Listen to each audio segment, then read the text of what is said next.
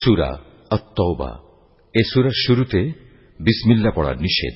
হে মুসলমানরা, মুশরিকদের সাথে তোমরা যে সন্ধি চুক্তি সম্পাদন করে রেখেছিলে, আল্লাহ তাআলা ও তার রাসূলের পক্ষ থেকে তোমাদের তা থেকে অব্যাহতি রয়েছে। অতএব হে মুশরিকরা, তোমরা আরো 4 মাস পর্যন্ত এ পবিত্র ভূখণ্ডে চলাফেরা করে নাও এবং জেনে রেখো, তোমরা কখনো আল্লাহ তাআলার ফয়সালা থেকে পালাতে পারবে না এবং আল্লাহ তাআলা অবশ্যই কাফেরদের অপমানিত করবেন।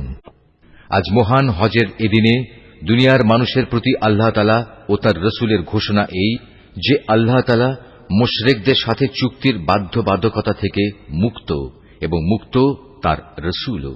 হে মুশরিকরা, যদি তোমরা এখনো তওবা করো তাহলে তাই হবে তোমাদের জন্য কল্যাণকর, আর যদি তোমরা মুখ ফিরিয়ে নাও তাহলে জেনে রেখো, আল্লাহ তাআলার ফয়সালা থেকে তোমরা কখনো পালাতে পারবে না।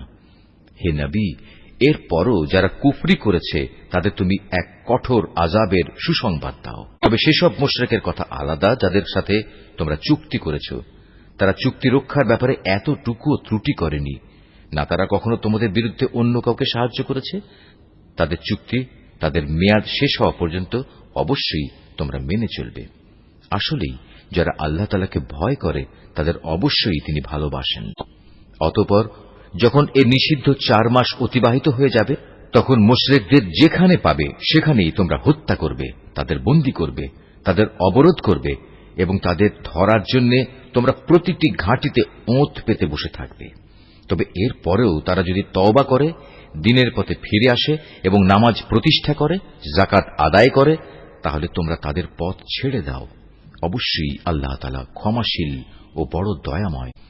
আর মুশরিকদের মধ্যে থেকে যদি কোনো ব্যক্তি তোমার কাছে আশ্রয় চায়, তবে অবশ্যই তাকে তুমি আশ্রয় দেবে, যাতে করে তোমার আশ্রয় থেকে সে আল্লাহ তাআলার বাণী শুনতে পায়। অতঃপর তাকে তার কোনো নিরাপদ জায়গায় পৌঁছে দেবে। এটা এজন্যই যে এরা আসলেই এমন এক সম্প্রদায়ের লোক যারা কিছুই জানে না। আল্লাহ তাআলা ও তার রাসূলের সাথে মুশরিকদের এ চুক্তি কিভাবে বহাল থাকবে? তবে যাদের সাথে মসজিদুল হারামের পাশে বসে তোমরা চুক্তি সম্পাদন করেছিলে তাদের কথা আলাদা। যতক্ষণ পর্যন্ত তারা নিজেরা এই চুক্তির উপর বহাল থাকবে, ততক্ষণ পর্যন্ত তোমরাও চুক্তির উপর বহাল থেকো।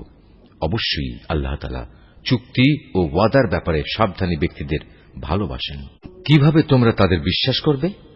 এরা যদি কখনো তোমাদের উপর জয়লাভ করে, তাহলে তারা যেমনি আত্মীয়তার বন্ধনে তোয়াক্কা করবে না, তেমনি চুক্তির মর্যাদাও দেবে না। তারা শুধু মুখের কথা দিয়ে তোমাদের খুশি রাখার চেষ্টা করে, কিন্তু তাদের অন্তরগুলো সেসব কথা কিছুতেই মেনে নেয় না। মূলত এদের অধিকাংশ ব্যক্তি হচ্ছে ফাসিক। এরা আল্লাহ তাআলার আয়াতসমূহ সামান্য কিছু বৈষয়িক মূল্যের বিনিময়ে বিক্রি করে দিয়েছে এবং মানুষকে আল্লাহ তাআলার পথ থেকে দূরে রেখেছে। নিশ্চয়ই এটা খুব জঘন্য কাজ যা তারা প্রতিনিয়ত করে যাচ্ছে। কোন ঈমানদার লোকের ব্যাপারে এরা যেমন আত্মীয়তার ধার ধারে না, তেমনি কোন অঙ্গীকারের মর্যাদাও এরা রক্ষা করে না। মূলত এরা হচ্ছে সীমা লঙ্ঘনকারী। এ সত্ত্বেও যদি তারা তওবা করে, নামাজ প্রতিষ্ঠা করে, যাকাত আদায় করে, তাহলে তারা হবে তোমাদেরই দ্বীনী ভাই। আমি সেসব মানুষের কাছে আমার আয়াতসমূহ স্পষ্ট করে বর্ণনা করি যারা সত্য মিথ্যার তারতম্য বুঝতে পারে।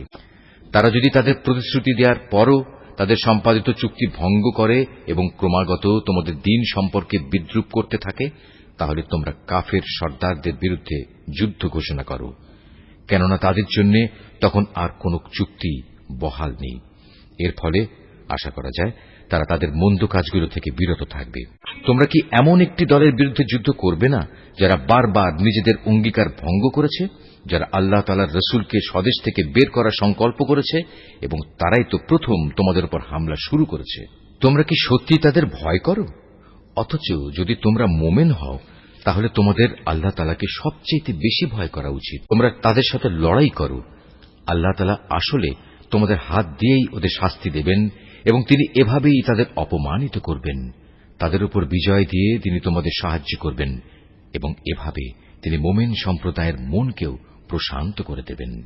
তিনি এর দ্বারা তাদের দিলের ক্ষোভ বিদূরিত করে দেবেন। তিনি যাকে চাইবেন তার প্রতি ক্ষমা পরবশ হবেন। আল্লাহ তাআলা সব কিছুই জানেন এবং তিনি হচ্ছেন সুবিজ্ঞ কুশলী। তোমরা কি একথা মনে করে নিয়েছ তোমাদের এমনি এমনি ছেড়ে দেওয়া হবে? অথচ এখনো আল্লাহ তাআলা ভালো করে পরখ করে নেননি যে তোমাদের মাঝে কারা আল্লাহর পথে জিহাদ করেছে আর কারা আল্লাহ তাআলা তার রাসূল ও মুমিনদের ছাড়া অন্য কাউকে বন্ধু হিসেবে গ্রহণ করেছে? বস্তুত তোমরা যা কিছু করো না কেন আল্লাহ তাআলা সে সম্পর্কে সম্যক অবগত রয়েছেন। মুশরিকরা যখন নিজেরাই নিজেদের কুফরির কথা স্বীকার করছে তখন তারা আল্লাহ তাআলার মসজিদ আবাদ করবে, এটা তো হতেই পারে না। মূলত এরা হচ্ছে সেসব লোক যাদের যাবতীয় কর্মকাণ্ড আগেই বরবাদ হয়ে গেছে এবং চিরকাল তাই এদের দোজখের আগুনেই কাটাতে হবে। আল্লাহ তাআলার ঘর মসজিদ তো আবাদ করবে তারা যারা আল্লাহ তাআলা ও পরকালের উপর ঈমান আনে, নামাজ প্রতিষ্ঠা করে, যাকাত আদায় করে আর আল্লাহ তাআলা ছাড়া কাউকেই তারা ভয় করে না। এদের ব্যাপারেই আশা করা যায় এরা হেদায়েত প্রাপ্ত মানুষের অন্তর্ভুক্ত হবে। তোমরা কি হজের মৌসুমে হাজিদের পানি পান করানো ও কাবা ঘরের খেদমত করাকে সে ব্যক্তির কাজের সমপর্যায়ের মনে করো? যে ব্যক্তি আল্লাহ তাআলার উপর ঈমান এনেছে, পরকালের উপর ঈমান এনেছে এবং আল্লাহ তাআলার রাস্তায় জিহাদ করেছে, এরা কখনো আল্লাহর কাছে সমান মর্যাদার নয়। আল্লাহ তাআলা কখনো জালেমদের সঠিক পথ দেখান না। যারা আল্লাহ তাআলার উপর ঈমান এনেছে, তাঁরই সন্তুষ্টির জন্য হিজরত করেছে এবং আল্লাহ তাআলার পথে তাদের জান মাল দিয়ে জিহাদ করেছে, তাদের মর্যাদা আল্লাহ তাআলার কাছে সবার চাইতে বড় এবং এ ধরনের লোকেরাই পরিণামে সফল কাম হবে। তাদের মালিক তাদের জন্য নিজ তরফ থেকে দয়া, সন্তুষ্টি ও এমন এক সুরম্য জান্নাতের সুসংবাদ দিচ্ছেন যেখানে তাদের জন্য চিরস্থায়ী নিয়ামতের সামগ্রীসমূহ সাজানো রয়েছে। সেখানে তারা হবে চিরস্থায়ী। নিশ্চয়ই আল্লাহ তাআলার কাছে মোমেনদের জন্য মহাপুরস্কার সংরক্ষিত রয়েছে। এই ঈমানদার ব্যক্তিরা, যদি তোমাদের পিতা ও ভাই কখনো ঈমানের উপর কুফরিকেই বেশি ভালোবাসে, তাহলে তোমরা এমন লোকদের কখনো বন্ধুরূপে গ্রহণ করো না। তোমাদের মধ্যে যারা এ ধরনের লোকদের নিজেদের বন্ধু হিসেবে গ্রহণ করে তারা হচ্ছে সুস্পষ্ট জালেম।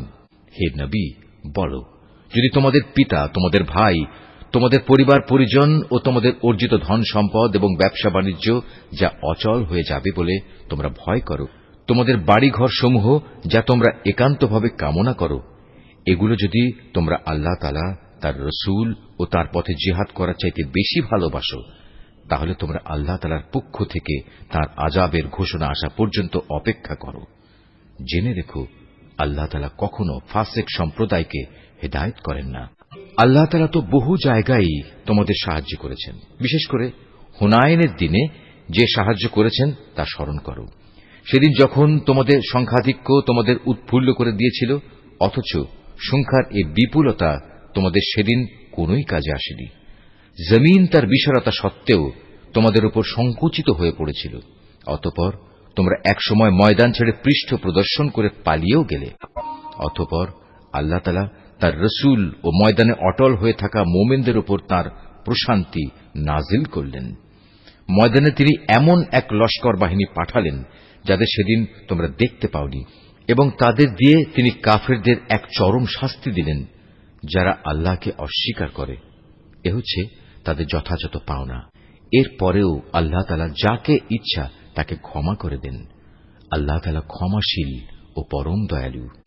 ও হে মানুষ, তোমরা যারা আল্লাহ তাআলার উপর ঈমান এনেছ, জেনে রেখো, মুশরিকরা হচ্ছে চিন্তা ও আদর্শের দিক থেকে অপবিত্র। অতএব এ অপবিত্রতা নিয়ে তারা যেন এ বছরের পর আর কখনো এ পবিত্র মসজিদের কাছে না আসে। যদি তাদের না আসার কারণে তোমরা আশু দারিদ্র্যের আশঙ্কা করো, তাহলে জেনে রেখো, অচিরেই আল্লাহ তাআলা চাইলে নিজ অনুগ্রহ দিয়ে তোমাদের অভাব মুক্ত করে দিতে পারেন। অবশ্যই আল্লাহ তাআলা সর্বজ্ঞ ও কুশলী। যাদের প্রতি ইতিপূর্বে কিতাব অবতীর্ণ করা হয়েছে তাদের মধ্যে যারা আল্লাহ তাআলার উপর ঈমান আনে না, পরকালের উপর ঈমান আনে না, আল্লাহ তাআলা ও তার রাসূল যা কিছু হারাম করেছেন তা হারাম বলে স্বীকার করে না, সর্বোপরি সত্য দ্বীন ইসলামকে নিজেদের জীবন ব্যবস্থা হিসেবে গ্রহণ করে না, তাদের বিরুদ্ধে তোমরা লড়াই চালিয়ে যাও, যে পর্যন্ত না তারা নত হয়ে স্বেচ্ছায় জিজিয়া কর দিতে শুরু করে। ইহুদিরা বলে উযায়ের আল্লাহর পুত্র, আবার খ্রিস্টানরা বলে মসীহ আল্লাহর পুত্র। আসলে এ সবই হচ্ছে তাদের মুখের কথা। তাদের আগে যারা আল্লাহ তাআলাকে অস্বীকার করেছে এরা তাদেরই অনুকরণ করছে মাত্র। আল্লাহ তাআলা এদের সবাইকে ধ্বংস করুন। তাকিয়ে দেখো এরা কিভাবে আজ দাঁড়ে দাঁড়ে ঠোকর খাচ্ছে। এ লোকেরা আল্লাহ তাআলাকে বাদ দিয়ে তাদের আলেম ও পীর দরবেশদের মাবুদ বানিয়ে নিয়েছে এবং মরিয়ম পুত্র মসিহকেও কেউ কেউ মাবুদ বানিয়ে রেখেছে। অথচ এদের এক আল্লাহ তাআলা ছাড়া অন্য কারোই বন্দেগী করতে আদেশ দেওয়া হয়নি। তিনি ছাড়া আর কোনো মাবুদ নেই। তারা যাদের আল্লাহর সাথে শরীক করে তিনি এসব কথাবার্তা থেকে অনেক পবিত্র। এ মূর্খ লোকেরা তাদের মুখের এক ফুৎকার দিয়ে আল্লাহর দ্বীনের মশাল নিভিয়ে দিতে চায়, কিন্তু আল্লাহ তাআলা তাঁর আলোর পূর্ণ বিকাশ ছাড়া অন্য কিছুই চান না, যদিও কাফেরদের কাছে এটা খুবই অপ্রীতিকর। তিনিই মহান আল্লাহ, যিনি তোমাদের কাছে সুস্পষ্ট হেদায়েত ও সঠিক জীবন বিধান সহকারে তার রাসূলকে পাঠিয়েছেন, যেন সে এই জীবন ব্যবস্থাকে দুনিয়ার সব কয়টি বিধানের উপর বিজয়ী করে দিতে পারে। মুশরিকরা এই বিজয়কে যত দুঃসহই মনে করুক না কেন, এই ঈমানদার লোকেরা আহলে কিতাবদের বহু পণ্ডিত ও ফকির দরবেশ এমন আছে যারা অন্যায়ভাবে সাধারণ মানুষের সম্পদ ভোগ করে। এরা আল্লাহর বান্দাদের আল্লাহর পথ থেকে ফিরিয়েও রাখে। এদের মাঝে যারাই সোনা রূপা পুঞ্জীভূত করে রাখে এবং কখনো তা আল্লাহর পথে ব্যয় করে না, তুমি তাদের কঠিন পীড়াদায়ক আযাবের সুসংবাদ দাও। এমন একদিন আসবে যেদিন পুঞ্জীভূত সোনা রূপা জাহান্নামের আগুনে উত্তপ্ত করা হবে। অতঃপর তা দিয়ে যারা এগুলো জমা করে রেখেছিল তাদের কপালে, তাদের পার্শ্বে ও তাদের পিঠে চিহ্ন এঁকে দেওয়া হবে এবং তাদের উদ্দেশ্য করে বলা হবে, এ হচ্ছে তোমাদের সে সম্পদ যা তোমরা নিজেদের জন্য জমা করে রেখেছিলে। অতএব যা কিছু সেদিন তোমরা জমা করেছিলে আজ তার স্বাদ গ্রহণ করো। আসমান সমূহ ও পৃথিবী সৃষ্টির দিন থেকেই আল্লাহ তাআলার বিধানে মাসের সংখ্যা লেখা ছিল 12টি। এই 12টির মধ্যে 4টি হচ্ছে যুদ্ধ বিগ্রহের জন্য নিষিদ্ধ মাস। এটা আল্লাহর প্রণীত নির্ভুল ব্যবস্থা। অতএব তার ভেতরে হানাহানি করে তোমরা নিজেদের উপর জুলুম করো না। তোমরা যখন মুশরিকদের সাথে যুদ্ধ করবে তখন সবাই একসাথে মিলিত হয়ে তাদের মোকাবেলা করবে, যেমনিভাবে তারাও একসাথে তোমাদের বিরুদ্ধে লড়াই করছে। জেনে রেখো, যারা আল্লাহ তাআলাকে ভয় করে আল্লাহ তাআলা অবশ্যই তাদের সাথে রয়েছেন। নিষিদ্ধ মাসকে হীন ও স্বার্থে মুলতবি করা কিংবা তা আগপাছ করা তো কুফরির মাত্রায় বৃদ্ধি করে।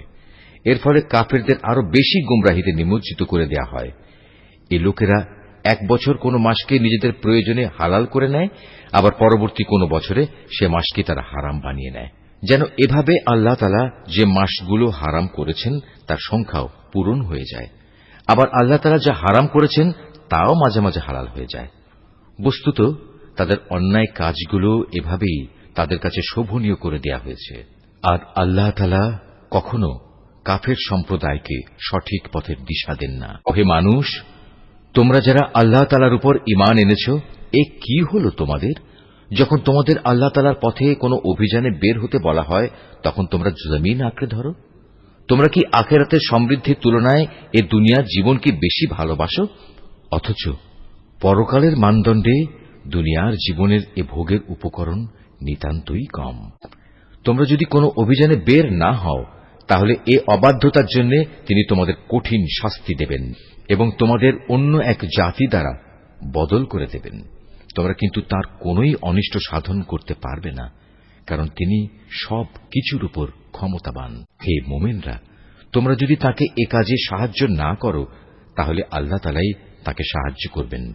আল্লাহ তাআলা তখনও তাকে সাহায্য করেছিলেন যখন কাফেররা তাকে তার ভিটে বাড়ি থেকে বের করে দিয়েছিল, বিশেষ করে যখন সে নবী ছিল মাত্র 2 জনের মধ্যে 1 জন। তাও আবার তারা 2 জন ছিল অন্ধকার এক গুহার মধ্যে। সে নবী যখন তার সাথীকে বলছিল, কোনো দুশ্চিন্তা করো না, আল্লাহ তাআলা আমাদের সাথেই আছেন। অতঃপর আল্লাহ তাআলা তার উপর তাঁর প্রশান্তি নাজিল করে তাকে সাহায্য করলেন এবং এমন এক বাহিনী দ্বারা তাকে শক্তি যোগালেন যাদের তোমরা সেদিন দেখতে পাওনি। এবং যারা আল্লাহ তাআলাকে অমান্য করেছে আল্লাহ তাআলা তাদের ধৃষ্টতামূলক বক্তব্য নিচু করে দিলেন এবং আল্লাহ তাআলার কথাই উপরে থাকল। আল্লাহ তাআলা পরাক্রমশালী ও প্রবল প্রজ্ঞাময়। তোমরা অভিযানে বের হয়ে পড়ো, কম রণসম্ভারে হোক কিংবা বেশি হোক, এবং জিহাদ করো আল্লাহ তাআলার পথে নিজেদের জান দিয়ে, মাল দিয়ে। এটাই তোমাদের জন্য উত্তম। কত ভালো হতো যদি তোমরা বুঝতে পারতে। হে নবী, এতে যদি আশু কোনো লাভ থাকত, হতো যদি তাদের এ সফর সহজ সুগম, তাহলে তারা অবশ্যই এ অভিযানে তোমার পেছনে পেছনে যেত। কিন্তু তাদের জন্য এ যাত্রাপথ অনেক দীর্ঘ ও দুর্গম ঠেকেছে।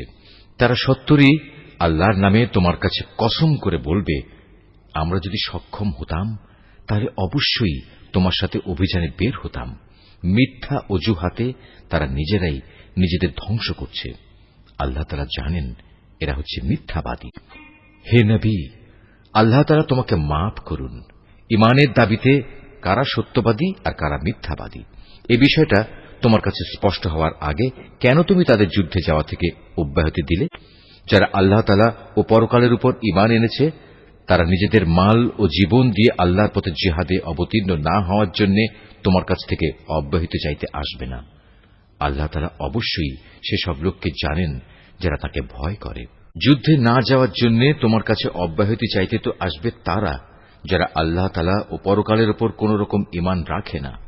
তাদের মন সংশয়যুক্ত আর তারা নিজেরাও সংশয় দ্বিধাগ্রস্ত থাকে।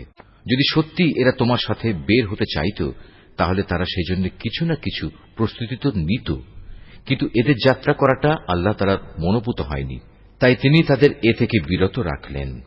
তাদের যেন বলে দেয়া হল, যারা পেছনে বসে আছে তোমরা তাদের সাথে বসে থাকো। ওরা তোমাদের সাথে বের হলে তোমাদের মাঝে বিভ্রান্তি শুধু বাড়িয়ে দিত এবং তোমাদের সমাজে নানা রকম অশান্তি সৃষ্টির জন্য এদিক সেদিক ছুটাছুটি করত। তাছাড়া তোমাদের মধ্যেও তো তাদের কথা আগ্রহের সাথে শোনার মতো গুপ্তচর কিংবা দুর্বল ঈমানের লোক আছে।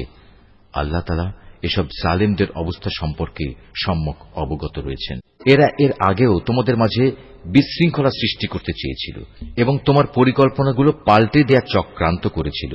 শেষ পর্যন্ত ন্যায় ও ইনসাফ তাদের কাছে এসে হাজির হল এবং আল্লাহ তাআলার ফয়সালাই চূড়ান্তভাবে বিজয়ী হল, যদিও তারা হচ্ছে এ বিজয় অপছন্দকারী। তাদের ভেতর এমন কিছু মানুষও আছে যারা বলে, হে নবী, এই যুদ্ধে যাওয়া থেকে তুমি আমাকে অব্যাহতি দাও এবং আমাকে তুমি কোন লোভনীয় বস্তুর মুসিবতে ফেলো না। তোমরা জেনে রেখো, এরা তো আগে থেকেই নানা মুসিবতে পড়ে আছে, আর জাহান্নাম তো কাফেরদের চারিদিকে বড় মুসিবতের মতোই ঘিরে রেখেছে।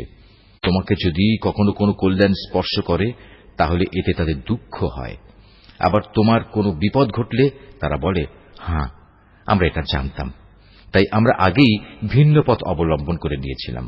অতঃপর তারা উৎফুল্ল চিত্তে তোমার কাছ থেকে সরে পড়ে। তুমি তাদের বলো, আসলে কল্যাণ অকল্যাণের কিছুই আমাদের উপর নাজিল হবে না, হবে শুধু তাই যা আল্লাহ তাআলা আমাদের জন্য নির্দিষ্ট করে রেখেছেন। তিনি আমাদের একমাত্র আশ্রয়। আর যারা মুমিন তাদের তো ভালো মন্দ সব ব্যাপারে শুধু আল্লাহ তাআলার উপরই ভরসা করা উচিত।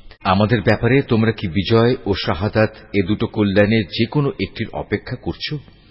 কিন্তু তোমাদের জন্য আমরা যা কিছুর প্রতীক্ষা করছি তা হচ্ছে আল্লাহ তাআলা নিজে থেকে তোমাদের আযাব দেবেন, কিংবা আমাদের হাত দিয়ে তোমাদের তিনি শাস্তি পৌঁছবেন। অতএব তোমরা অপেক্ষা করো, আমরাও তোমার সাথে অপেক্ষা করছি। হে নবী, তুমি বলো, ধন সম্পদ আগ্রহ সহকারে খরচ করো কিংবা অনিচ্ছায় খরচ করো, কোন অবস্থায় তোমাদের কাছ থেকে তা কবুল করা হবে না, কেননা তোমরা হচ্ছ একটি নাফরমান জাত। তাদের এ অর্থ সম্পদ কবুল না হওয়াকে এছাড়া আর কোনো কিছুই বাধা দেয়নি যে তারা স্বয়ং সৃষ্টিকর্তা আল্লাহ তাআলাকে ও তাঁর পাঠানো রসুলকে অমান্য করেছে। তারা নামাজের জন্য আসে ঠিকই, কিন্তু তারা থাকে একান্ত অলস, আর আল্লাহ তাআলার পথে অর্থ ব্যয় করে বটে, তবে তা করে একান্ত অনিচ্ছার সাথে। সুতরাং হে নবী, ওদের মাল সম্পদ ও সন্তান সন্ততি যেন তোমাকে কখনো আশ্চর্যান্বিত না করে। আল্লাহ তাআলা মূলত এ সব কিছু দিয়ে তাদের এ দুনিয়ার জীবনে এক ধরনের আযাবই ফেলে রাখতে চান, আর যখন তাদের দেহ থেকে জান বের হয়ে যাবে তখন তারা কাফের অবস্থায় থাকবে। এরা আল্লাহ তাআলার নামে কসম করে বলে এরা তোমাদের দলের লোক, অথচ আল্লাহ তাআলা নিজেই বলেছেন এরা কখনোই তোমাদের লোক নয়। এরা হচ্ছে মূলত একটি ভীত সন্ত্রস্ত জাতি, এত ভীত যে তারা যদি এতটুকু আশ্রয়স্থল কোথাও পেয়ে যায় কিংবা পায়, যদি মাথা লুকোবার মতো কোনো গিরিগুহা অথবা জমিনের ভেতর ঢুকে পালাবার কোনো জায়গা, তাহলে অবশ্যই তারা তোমাদের ভয়ে এসব জায়গার দিকে দ্রুত পালিয়ে হলেও বাঁচার চেষ্টা করত। এদের মাঝে এমনও লোক আছে যারা বিশেষ অনুদানের ভাগ বন্টনের ব্যাপারেও তোমার উপর দোষারোপ করে, কিন্তু সে অংশ যদি তাদের দেয়া হয় তাহলে তারা খুবই সন্তুষ্ট হয়। আবার তাদের যদি তা দেয়া না হয় তাহলে তারা বিক্ষুব্ধ হয়ে ওঠে। যদি তারা এর উপর সন্তুষ্ট হতো যা আল্লাহ তাআলা ও তার রসুল তাদের দিয়েছেন, তাহলে তা কতই না ভালো হতো। সে অবস্থায় তারা বলতো, আল্লাহ তাআলাই আমাদের জন্য যথেষ্ট। অচিরেই আল্লাহ তাআলা তার অনন্ত ভাণ্ডার থেকে আমাদের অনেক দেবেন এবং তার রসুলও আমাদের অনেক দান করবেন। আমরা তো আল্লাহ সন্তুষ্টির দিকেই তাকিয়ে আছি। এসব সাদাকা যাকাতের অর্থ হচ্ছে ফকির মিসকিনদের জন্য, এ ব্যবস্থার আওতাধীন কর্মচারীদের জন্য, যাদের অন্তঃকরণ দ্বীনের প্রতি অনুরাগী করা প্রয়োজন তাদের জন্য, কোন ব্যক্তিকে গোলামির বন্ধন থেকে আজাদ করার জন্য, ঋণগ্রস্ত ব্যক্তির ঋণ মুক্তির জন্য, আল্লাহ তাআলার পথে সংগ্রামী ও মুসাফিরদের জন্য এ সাদকার অর্থ ব্যয় করতে হবে। এটা আল্লাহ তাআলার নির্ধারিত ফরজ। নিঃসন্দেহে আল্লাহ তাআলা সব কিছু জানেন এবং তিনিই হচ্ছেন বিজ্ঞ কুশলী। তাদের মধ্যে এমন কিছু লোক আছে যারা আল্লাহর নবীকে কষ্ট দেয়। তারা বলে, এ ব্যক্তি কান কথায় বিশ্বাস করে। হে নবী, তুমি তাদের বলো, তার কান তাই শুনে যা তোমাদের জন্য কল্যাণকর। সে আল্লাহ তাআলাকে বিশ্বাস করে, মোমেনদের উপর বিশ্বাস রাখে। তোমাদের মধ্যে যারা ঈমান আনে সে তাদের জন্যও আল্লাহ তাআলার রহমত। যারা আল্লাহর রসুলকে কষ্ট দেয় তাদের জন্য কঠোর শাস্তির ব্যবস্থা রয়েছে। এরা তোমাদের খুশি করার জন্য আল্লাহ তাআলার নামে শপথ করে, অথচ এরা যদি সত্যিকার অর্থে মোমেন হতো তাহলে এরা বুঝত খুশি করার জন্য আল্লাহ তাআলা ও তাঁর রসুলের অধিকার হচ্ছে সবচাইতে বেশি। এ মূর্খ লোকেরা কি একথা জানে না, যদি কোনো ব্যক্তি আল্লাহ তাআলা ও তাঁর রসুলের বিদ্রোহ করে তবে তার জন্য রয়েছে জাহান্নামের আগুন, সেখানে সে চিরকাল থাকবে, আর তা হচ্ছে তার জন্য চরম লাঞ্ছনা। এ মুনাফিকরা আশঙ্কা করে তোমাদের উপর এমন কোন সূরা নাজিল হয়ে পড়ে কিনা যা তাদের মনের ভেতরে লুকিয়ে থাকা সবকিছু ফাঁস করে দেবে। হে নবী, তুমি এদের বলো, হ্যাঁ, যদ্দূর পারো তোমরা বিদ্রূপ করে নাও। অবশ্যই আল্লাহ তাআলা এমন কিছু নাজিল করবেন যাতে তিনি সবকিছু ফাঁস করে দেবেন যার তোমরা আশঙ্কা করছো। তুমি যদি তাদের কিছু জিজ্ঞেস করো তারা বলবে, না, আমরা তো একটু কথাবার্তা ও হাসি কৌতুক করছিলাম মাত্র। তুমি তাদের বলো, তোমরা কি আল্লাহ তাআলা তার আয়াতসমূহ ও তার রসুলকে বিদ্রূপ করছিলে? হে কাফেররা, তোমরা দোষ ছড়ানোর চেষ্টা করো না। একবার ঈমান আনার পর তোমরাই পুনরায় কাফের হয়ে গিয়েছিলে। আমি যদি তোমাদের এক দলকে তাদের ঈমানের কারণে ক্ষমা করে দিতে পারি, তাহলে আরেক দলকে পুনরায় কুফরিতে ফিরে যাবার জন্য ভয়াবহ শাস্তিও দিতে পারি, কারণ এ শেষের দলের লোকেরা ছিল জঘন্য অপরাধী। মুনাফিক পুরুষ ও মুনাফিক নারী এরা স্বভাব চরিত্রে একে অপরের মতোই। তারা উভয়ই মানুষদের অসৎ কাজের আদেশ দেয় ও সৎ কাজ থেকে বিরত রাখে এবং আল্লাহ তাআলার পথে খরচ করা থেকে উভয়ই নিজেদের হাত বন্ধ করে রাখে। তারা যেমনি এ দুনিয়ায় আল্লাহ তাআলাকে ভুলে গেছে, আল্লাহ তাআলাও তেমনি আখিরাতে তাদের ভুলে যাবেন। অবশ্য মুনাফিকরা সবাই পাপিষ্ঠ। আল্লাহ তাআলা এ মুনাফিক পুরুষ ও মুনাফিক নারী এবং কাফেরদের জাহান্নামের ভয়াবহ আগুনের প্রতিশ্রুতি দিয়েছেন, যেখানে তারা চিরকাল ধরে জ্বলতে থাকবে। জাহান্নামের এ আগুন হবে তাদের জন্য যথেষ্ট। তাদের উপর আল্লাহ তাআলার গজব নাজিল হোক। ওদের জন্য রয়েছে এক চিরস্থায়ী আযাব। তোমরা ঠিক তাদেরই মতো যারা তোমাদের আগে এখানে প্রতিষ্ঠিত ছিল। তারা শক্তিতে ছিল তোমাদের চাইতে প্রবল, ধন সম্পদ, সন্তান সন্ততি তাদের তোমাদের চাইতে ছিল বেশি। দুনিয়ার যে ভোগ বিলাস তাদের ভাগে ছিল তা তারা ভোগ করে গেছে। অতঃপর তোমাদের ভাগে যা আছে তোমরাও তা ভোগ করে একদিন চলে যাবে। যেমনি করে তোমাদের আগের লোকেরা তাদের যে পরিমাণ ভোগ করা ছিল তা শেষ করে চলে গেছে। তারা যেমন অনর্থক কাজকর্মে ডুবে থাকত, তোমরাও তেমনি অর্থহীন কথাবার্তায় ডুবে আছো। এরা হচ্ছে সেসব লোক দুনিয়া আখেরাতে যাদের কর্মফল বিনষ্ট হয়ে গেছে, আর সত্যিকার অর্থে এরাই হচ্ছে নিদারুণভাবে ক্ষতিগ্রস্ত। এদের কাছে কি আগের লোকদের খবর পৌঁছেনি? নুহের জাতির, আদ জাতির, সামুদ জাতির কীর্তিকলাপ, ইব্রাহিম, মাদিয়ানবাসী নবী ও সে বিধ্বংস জনবসতির কথা কি এদের কাছে কেউ বলেনি? এ সব কয়টি জাতির মানুষের কাছে তাদের রসুলরা আল্লাহ তাআলার পক্ষ থেকে সুস্পষ্ট আয়াত নিয়ে এসেছিল। নবী না পাঠিয়ে কাউকে আযাব দেবেন এমন অবিচার তো আল্লাহ তাআলা তাদের উপর কখনো করতে পারেন না। বস্তুত তারা নিজেরাই নিজেদের উপর জুলুম করেছে। অপরদিকে মোমেন পুরুষ ও মোমেন নারীরা হচ্ছে একে অপরের বন্ধু। এরা অন্য মানুষকে ন্যায় কাজের আদেশ দেয়, অন্যায় কাজ থেকে বিরত রাখে। তারা নামাজ প্রতিষ্ঠা করে, যাকাত আদায় করে, জীবনের সব কাজে আল্লাহ তাআলা ও তার রসুলের বিধানের অনুসরণ করে। এরাই হচ্ছে সেসব মানুষ যাদের উপর আল্লাহ তাআলা অচিরেই তার রহমত নাজিল করবেন। অবশ্যই আল্লাহ তাআলা পরাক্রমশালী, কুশলী। এ ধরনের মোমেন পুরুষ ও মোমেন নারীদের আল্লাহ তাআলা এমন এক সুরম্য জান্নাতের প্রতিশ্রুতি দিচ্ছেন, যার তলদেশ দিয়ে ঝর্ণাধারা প্রবাহমান থাকবে, যেখানে তারা চিরদিন অবস্থান করবে। চিরস্থায়ী জান্নাতে তাদের জন্য সুন্দর সুন্দর বাসস্থানের ব্যবস্থা থাকবে। সেদিনের সবচেয়ে বড় নিয়ামত হবে বান্দার প্রতি আল্লাহ তাআলার সন্তোষ। এটাই হবে সেদিনের সবচেয়ে বড় সাফল্য। হে নবী, কাফের ও মুনাফিকদের বিরুদ্ধে জিহাদে অবতীর্ণ হও, ওদের প্রতি কঠোরতা অবলম্বন করো, কেননা এদের চূড়ান্ত আবাসস্থল হবে জাহান্নাম। এটি বড়ই নিকৃষ্ট স্থান।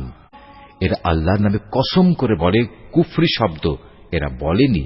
আসলে এরা কুফরি শব্দ বলেছে এবং তাদের ইসলাম গ্রহণের পরেই তারা তা অস্বীকার করেছে। এরা এমন এক কাজে সংকল্প করেছিল যা তারা করতে পারেনি। এর পরেও তাদের প্রতিশোধ নেয়ার এছাড়া আর কি কারণ থাকতে পারে? আল্লাহ তাআলা ও তার রসুল নিজ অনুগ্রহ দিয়ে তাদের ধনশালী করে দিয়েছিলেন। এখনো যদি এ লোকেরা আল্লাহ তাআলার কাছে তওবা করে, তাহলে এটা তাদের জন্যই ভালো হবে। আর যদি তারা সত্য থেকে মুখ ফিরিয়ে নেয়, তাহলে আল্লাহ তাআলা দুনিয়া আখিরাত উভয় স্থানেই তাদের কঠিন আযাব দেবেন এবং উপরন্তু এ জমিনে তারা কখনো কোনো বন্ধু কিংবা সাহায্যকারী পাবে না। ওদের মধ্যে এমন কিছু লোক আছে যারা আল্লাহর সাথে ওয়াদা করেছিল, যদি আল্লাহ তাআলা নিজ অনুগ্রহে আমাদের সম্পদ দান করেন, তাহলে আমরা অবশ্যই তার একাংশ আল্লাহর পথে দান করব এবং সত্যি আমরা নেক লোকদের অন্তর্ভুক্ত হয়ে যাব। অতঃপর যখন আল্লাহ তাআলা নিজ অনুগ্রহের ভাণ্ডার থেকে তাদের ধন সম্পদ দান করলেন, তখন তারা দানের বদলে কার্পণ্য করতে শুরু করল এবং আল্লাহ তাআলাকে দেয়া ওয়াদা থেকে তারা গোঁড়ামির সাথেই ফিরে এল। অতঃপর আল্লাহ তাআলা তাদের অন্তরে মুনাফিকি বদ্ধমূল করে দিলেন সেদিন পর্যন্ত যেদিন তারা আল্লাহ তাআলার সাথে সাক্ষাৎ করবে। এটা এ কারণে, এরা আল্লাহ তাআলার কাছে যে ওয়াদা করেছিল তা ভঙ্গ করেছে। আসলেই এরা ছিল ভয়ানক মিথ্যাবাদী। এ লোকেরা কি একথা জানত না? তাদের সব গোপন কথা ও সব সলা পরামর্শ সম্পর্কে আল্লাহ তাআলা জানেন এবং যা কিছু অদৃশ্য অদেখা, আল্লাহ তাআলা সে সম্পর্কেও বিশেষভাবে অবহিত। আল্লাহ তাআলা তাদের ব্যাপারেও সম্যক অবগত আছেন, যারা সেসব ঈমানদার ব্যক্তিদের দোষারোপ করে, যারা আন্তরিক নিষ্ঠা ও আগ্রহের সাথে আল্লাহ তাআলার পথে দান করে এবং যারা দান করার মতো নিজেদের পরিশ্রম লব্ধ সামান্য কিছু সম্পদ ছাড়া কিছুই পায় না। এ সব মুমিনের সাথে মুনাফিকদের এ দলের লোকেরা হাসি ঠাট্টা করে। এই বিদ্রূপকারীদের স্বয়ং আল্লাহ তাআলাও বিদ্রূপ করতে থাকেন। পরকালে তাদের জন্য রয়েছে কঠিন আযাব। নবী, এমন লোকদের জন্য তুমি আল্লাহ তাআলার কাছে ক্ষমা প্রার্থনা করো আর না করো, দুটোই সমান। তুমি যদি 70 বারও তাদের জন্য আল্লাহর কাছে মাপ চাও, আল্লাহ তাআলা কখনো তাদের মাপ করবেন না, কেননা এরা জেনে বুঝে আল্লাহ তাআলা ও তার রসুলকে অস্বীকার করেছে।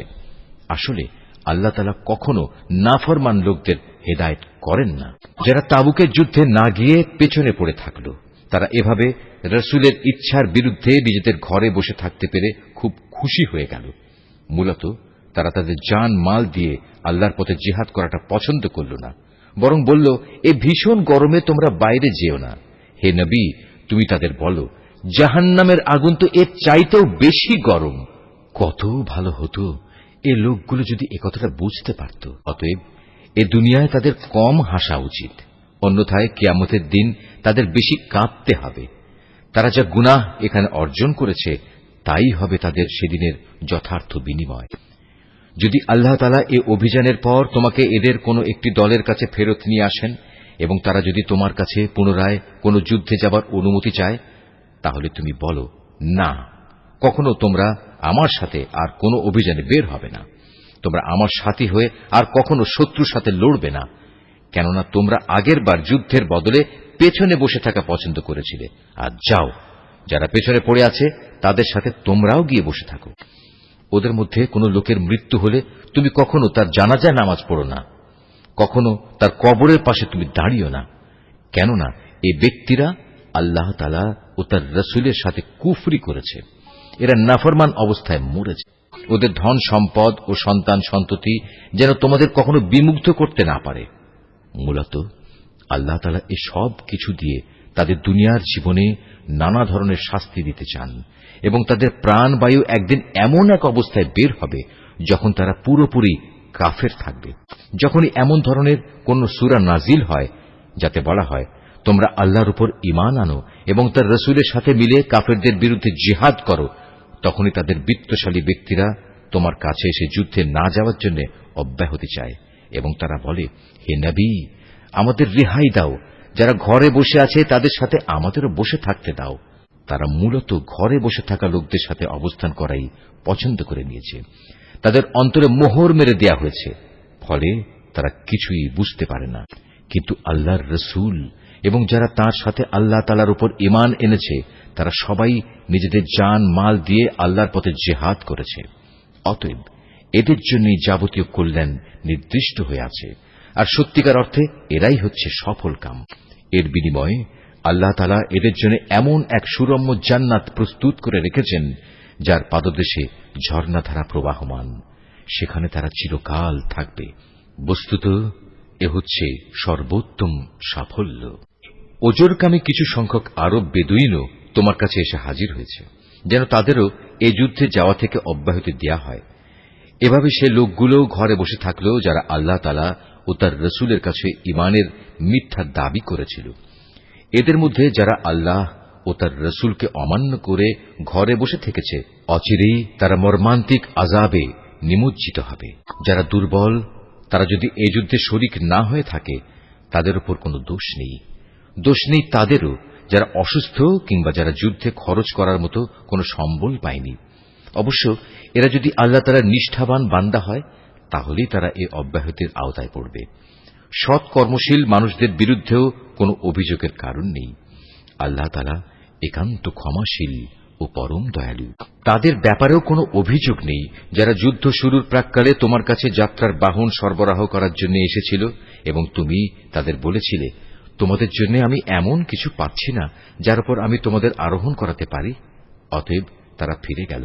তারা এমনভাবে ফিরল যে তাদের চোখ থেকে অশ্রু বয়ে যাচ্ছিল। যুদ্ধে যাবার খরচ জোগাড় করতে না পারায় তারা ভীষণভাবে দুঃখিত হল। সব অভিযোগ তো তাদের বিরুদ্ধে যারা সামর্থ্যবান হওয়া সত্ত্বেও তোমার কাছে অব্যাহতি চায়। যারা পেছনে পড়ে থাকল তাদের সাথে ঘরে বসে থাকাই অবশেষে তারা পছন্দ করল। আল্লাহ তাআলা তাদের অন্তরে মোহর মেরে দিয়েছেন।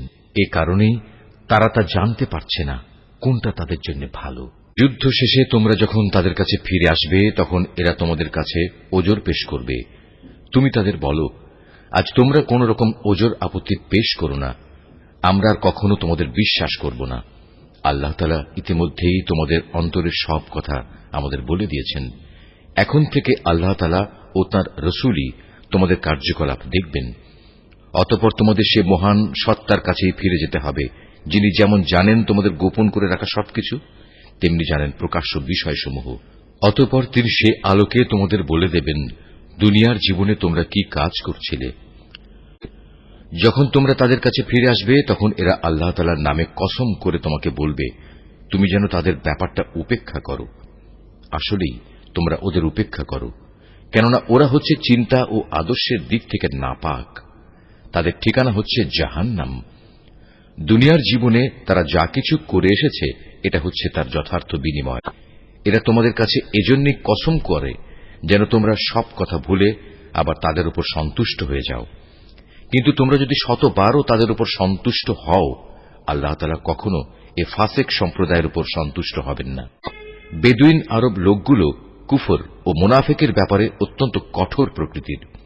আল্লাহ তাআলা তার রাসূলের উপর স্বীয় দ্বীনের সীমারেখার যে বিধানসমূহ নাজিল করেছেন সে জ্ঞান লাভ না করার ক্ষমতাই মনে হয় এদের মধ্যে প্রবল। মূলত আল্লাহ তাআলাই হচ্ছেন সুবিজ্ঞ কুশলী। এ বেদুইন আরবদের মধ্যে এমন কিছু লোক আছে যারা কখনো যদি আল্লাহ তাআলার পথে কিছু ব্যয় করে তাকে নিজেদের উপর জরিমানা তুল্য মনে করে এবং তোমাদের ব্যাপারে কালের বিবর্তনমূলক কোনো বিপদ মুসিবত আসুক এ অপেক্ষায় থাকে। আসলে কালের মন্দচক্র তো তাদের নিজেদের উপরই ছেয়ে আছে। বস্তুত আল্লাহ তাআলা সবকিছু শোনেন, সবকিছু জানেন। আবার এই বেদুইন আরবদের মাঝে এমন কিছু লোক আছে যারা আল্লাহ তাআলা ও পরকালের উপর ঈমান রাখে। এরা আল্লাহর পথে যা কিছু খরচ করে তাকে আল্লাহর নৈকট্য লাভ ও রসুলের দোয়া পাওয়ার একটা অবলম্বন মনে করে। সত্যি সত্যি তা হচ্ছে তাদের জন্য আল্লাহর নৈকট্য লাভের একটা উপায়। অচিরেই আল্লাহ তাআলা তাদের স্বীয় রহমতে প্রবেশ করাবেন। অবশ্যই আল্লাহ তাআলা ক্ষমাশীল ও পরম দয়ালু। মুহাজির ও আনসারদের মাঝে যারা প্রথম দিকে ঈমান এনেছে এবং পরে যারা একান্ত নিষ্ঠার সাথে তাদের অনুসরণ করেছে, আল্লাহ তাআলা এদের উপর সন্তুষ্ট হয়েছেন এবং এরাও আল্লাহ তাআলার উপর সন্তুষ্ট হয়েছে। আল্লাহ তাআলা তাদের জন্য এমন এক সুরম্য জান্নাত তৈরি করে রেখেছেন যার তলদেশ দিয়ে ঝর্ণাধারা প্রবাহিত। সেখানে তারা চিরকাল থাকবে, আর তাই হবে সর্বোত্তম সাফল্য। বেদুইন আরবদের যারা তোমার আশেপাশে বাস করে তাদের মধ্যে কিছু কিছু মুনাফিক আছে, আবার কিছু মুনাফিক মদিনাবাসীদের মধ্যেও আছে। এরা সবাই কিন্তু মুনাফিকিতে সিদ্ধহস্ত। তুমি এদের জানো না, কিন্তু আমি এদের জানি। অচিরেই আমি এদের অপমান ও পরাজয়ের দ্বারা দুবার শাস্তি দেব। অতঃপর ধীরে ধীরে এদের সবাইকে এক বড় আযাবের দিকে ফিরিয়ে দেয়া হবে। তোমাদের মাঝে আরো কিছু লোক আছে যারা অকপটে নিজেদের গুনাহসমূহের কথা স্বীকার করে। শয়তানের ফেরেবে তারা তাদের নেক কাজকে গুনাহের কাজের সাথে মিশিয়ে ফেলেছে। আশা করা যায় আল্লাহ তাআলা তাদের উপর ক্ষমা পরবশ হবেন। অবশ্যই আল্লাহ তাআলা ক্ষমাশীল ও পরম দয়ালু। তুমি তাদের ধন সম্পদ থেকে যাকাত ও সাদকা গ্রহণ করো। সাদকা তাদের পাক সাফ করে দেবে, তা দিয়ে তাদের পরিশোধিত করে দেবে। তুমি তাদের জন্য দোয়া করবে, কেননা তোমার দোয়া তাদের জন্য হবে পরম সান্ত্বনা। আল্লাহ তাআলা সবকিছু শোনেন এবং সবকিছু জানেন। তারা কি এ কথাটা জানে না আল্লাহ তাআলা তাঁর বান্দাদের তওবা কবুল করেন এবং তিনি যাকাত ও সাদকা গ্রহণ করেন? নিশ্চয়ই আল্লাহ তাআলা হচ্ছেন তওবা গ্রহণকারী ও পরম দয়ালু। হে নবী, এদের তুমি বলো, তোমরা ভালো কাজ করো। আল্লাহ তাআলা, তার রসুল ও মোমেনরা তোমাদের ভবিষ্যৎ কর্মকাণ্ড পর্যবেক্ষণ করবেন। অতঃপর মৃত্যুর পর তোমাদের সবাইকে এমন এক সত্তার দিকে ফিরিয়ে দেয়া হবে যিনি দেখা অদেখা সবকিছু সম্পর্কেই সম্যক অবগত। সেদিন তিনি তোমাদের বলে দেবেন, তোমরা দুনিয়ার জীবনে কোন ধরনের কাজ করছিলে।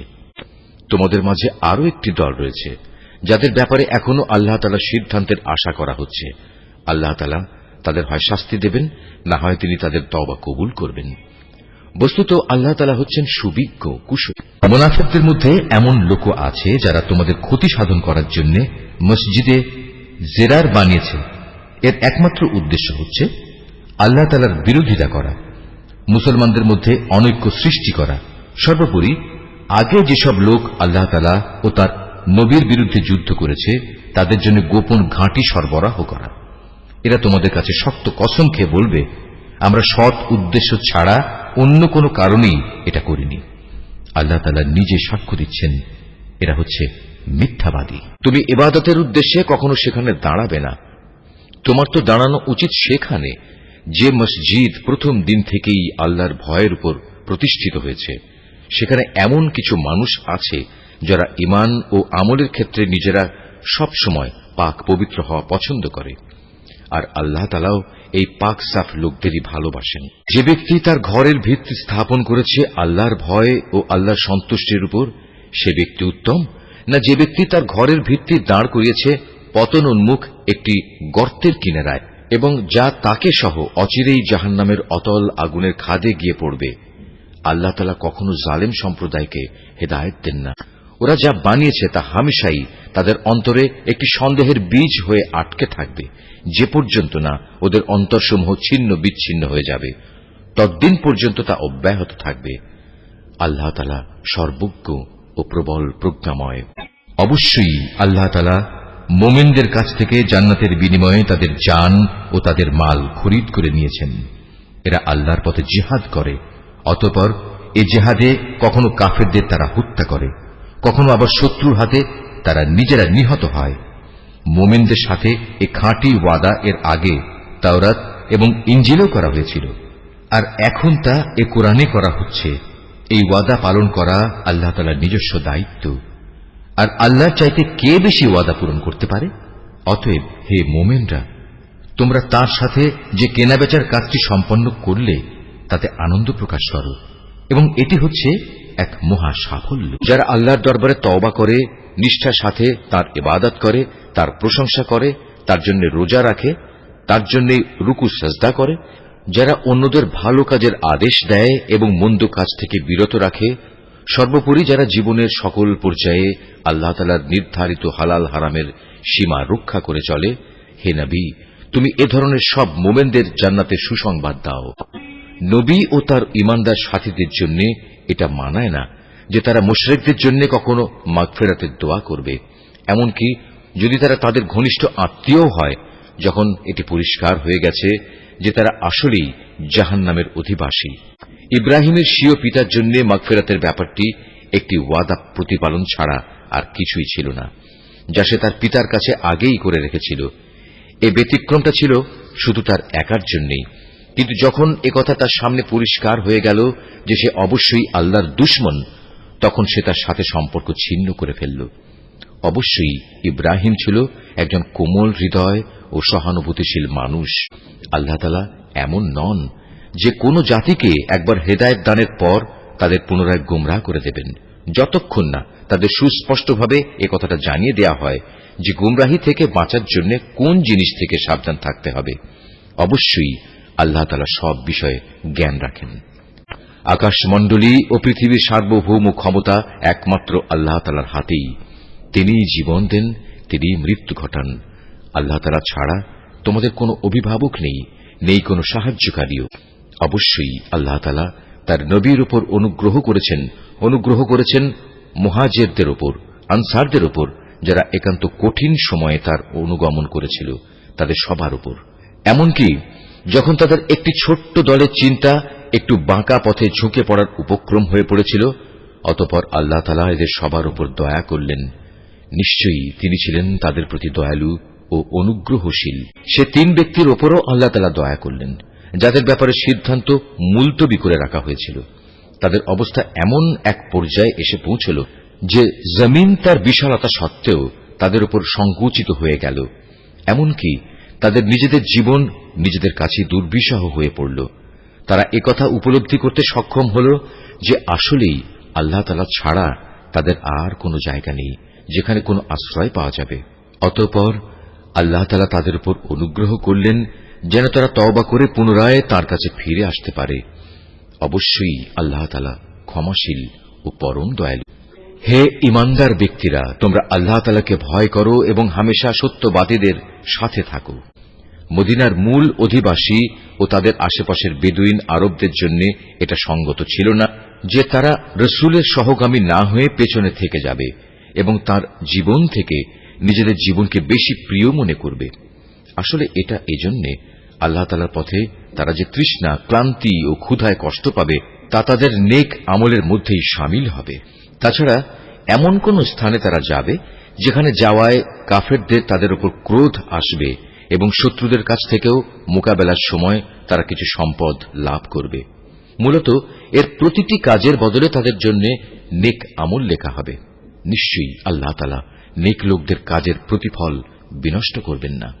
এভাবেই তারা আল্লাহর পথে যা খরচ করে তা পরিমাণে কম হোক কিংবা বেশি, তা বিনষ্ট হয় না।